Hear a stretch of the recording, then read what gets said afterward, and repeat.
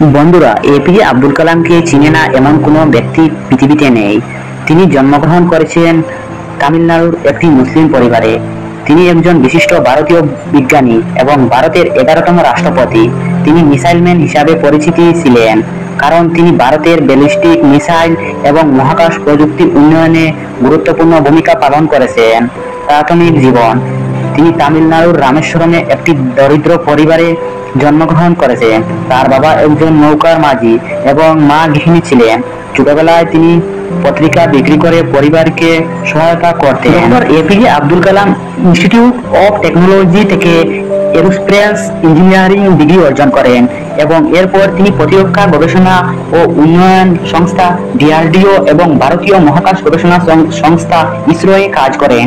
তিনি ভারতীয় মহাকাশ গবেষণা সংস্থা ইসরো এর জন্য সেটেলমেন্ট অপেক্ষাপন যানের উন্নয়নের গুরুত্বপূর্ণ অবদান রেখেছেন। রাষ্ট্রপতি পদ: 2002 থেকে 2007 সাল পর্যন্ত তিনি ভারতের রাষ্ট্রপতি হিসেবে দায়িত্ব পালন করেন।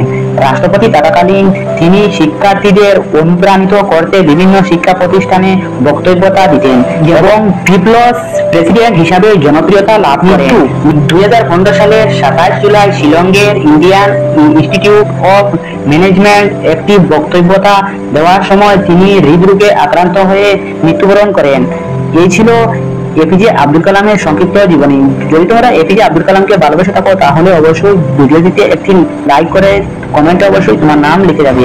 প্রতিনিয়ত এ ধরনের কন্টেন্ট পাওয়ার জন্য চ্যানেলটি অবশ্যই সাবস্ক্রাইব করে রাখবেন।